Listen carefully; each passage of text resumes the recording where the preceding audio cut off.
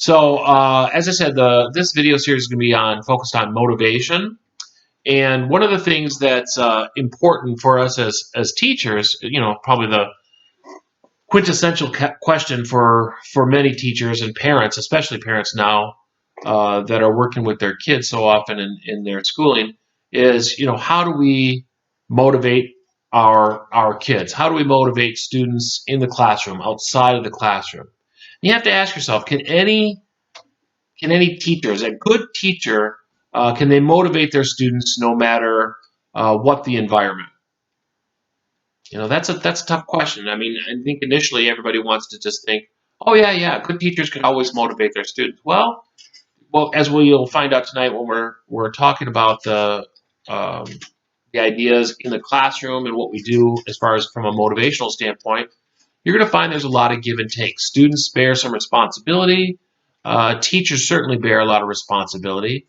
But the idea, and we've talked about this in previous units, when you start talking about things like the self-fulfilling prophecy, if you come into teaching with the idea that motivation is more on the side of the students, that the students aren't motivated, and that there's nothing you can do because they're not motivated, or when they go home they don't have parents or family that are help motivating them, and you pass that responsibility over to the students. I think in some respects the teachers are going to be impacted by that, like I said, self-fulfilling prophecy, where they've already given into the idea that, hey, there's just only so much I can do. And if they can't become motivated, then what am I supposed to do? Well, when you give up early, you set low expectations, you'll find out just how important that is to the students and to yourself as well. So when we start talking about motivation, what is motivation? You can play a little word association game, start coming up with words, quick words, words synonymous with motivation. You hear things like enthusiastic, that they're driven, that they have energy, that they are willing to work hard, that students listen, teachers are approachable. You start thinking about what does it mean to motivate. And when we start talking about motivation, we often think of that force that someone has inside of them, or that teacher, or that student, or that coach, something that drives them, that energizes them, directs them toward a particular behavior or towards a particular goal. Well, not everybody has the same goals. Not everybody's going to have the same interest level. Not everybody's going to have the same desire for what it is that they're doing. So then what do we do as teachers?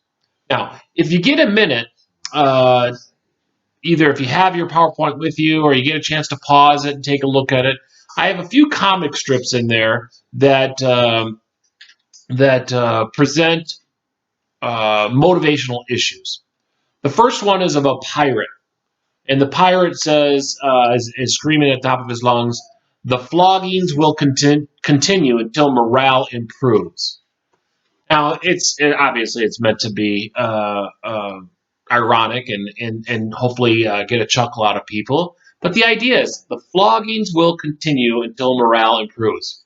Now, at first, floggings, we're talking about beatings, things that you'd see on a ship. You get a flogging if you're not following orders, et cetera, et cetera. So what does that mean exactly? What are they trying to say? Well, in the comic strip, they're saying that in order to get you to improve your morale, we're going to threaten you with a beating. Now, everybody's gonna laugh and say, that's gonna happen, right? Well, think about that. How many times have you had a teacher or a coach or a parent even? Heck, I can remember growing up, you want something to cry about? I'll give you something to cry about. What's that mean? So the idea is they're saying, be quiet, stop crying, and that's the way that they're going to motivate you. With the idea of fear. Same thing with the coaches, the teachers. This idea that we take a stance or a position that we're so threatening or so intimidating that we'll get you to do what we want you to do. Now, some people will say, well, it works. And I'm thinking, well, yeah, but at what cost?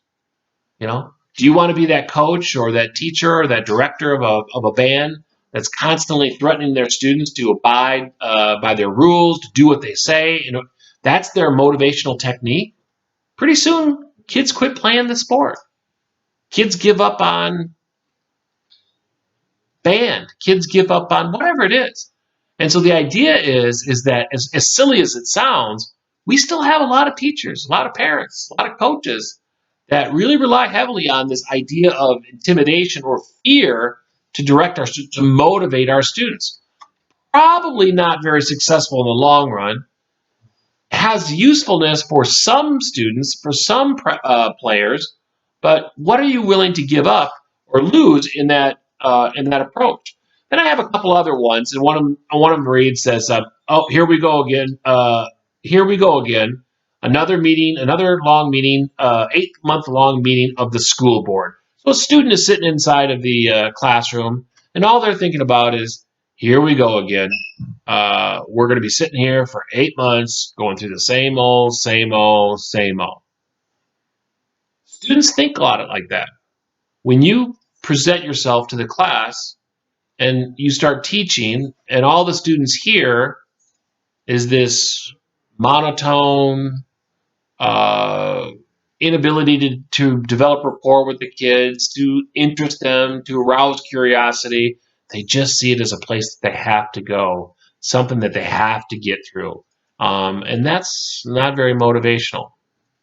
The last one I have is a comic strip, and I'm not going to read the whole comic strip here. You can take a look at it. But anyway, kid's sitting in his locker, and he's really angry at all the work that he's got to do, and he's complaining to his friends. We've got all this work to do. We got history, we got English, we got math, and all of these projects. And, if the teachers got their acts together and they all talk to each other, we could figure out a better way of doing this. But no, they all got to get it done right now. And if we don't get anything done, it's their fault. And as they're walking out to the baseball field, about ready to go play, they're complaining that if they don't get anything done, it's the teacher's fault. Now, it's kind of funny because we're all guilty of that. We all want to point the finger at our teacher, and we want to say, well, the reason I didn't get this done was because this. The reason I didn't get this done. How many times have you sat up and watched 6 episodes on Netflix and didn't get your work done? Okay? I'm guilty, It's like, what the heck? I start off at like 10 o'clock. I think I'm going to watch a couple episodes. Next thing you know, it's 4 o'clock in the morning. I'm thinking, what the heck am I doing? Still up. I'm still cranking out these episodes of Netflix or whatever it is, right? And that happens to a lot of us. That happens to the kids. But they got to take responsibility for that too. I can't sit there and pass that off on the teachers when I as a student push this thing off 3 weeks. No, they have responsibility. So when we start talking about motivation, we have to understand, what are the students thinking? What part do they play in this process? What responsibility do they have? And we as teachers, we really can facilitate that if we have a plan going into it, right? So having said that, one of the things that when we start talking about motivation is we have to take a look at, in our classrooms, how does motivation impact learning and behavior? Now, I have a chart that kind of outlines or follows through a number of different ways. But motivation is not simply, did I give them the energy or the interest or the direction to follow through in a set of goals? Well, that's part of it. That's kind of what we think of when we think of motivation. But the truth is that motivation has a lot of variable, a lot of different varying effects on our students. One of is we started thinking about motivation. It's directly tied to goals. Okay, motivation to complete something, motivation to get something done, a motivation to be able to go somewhere, a motivation to whatever it might be. Goal-directed behaviors. And what we realize is that we as teachers, can facilitate students' goal-directed behaviors. And when the students have goals and are directed in that fashion, okay, that leads to enhanced performance. Students with goals do better than students without goals. And so we play a part in that, okay? We know that motivation also influences students' effort and their energy, all right? Sometimes it's really easy. Students are self-directed. They're very interested in the topic and they take it off on themselves. They have a lot of effort and energy. Well, that effort and energy oftentimes translates into better performances than dragging your feet and procrastinating. We also know that motivation, um,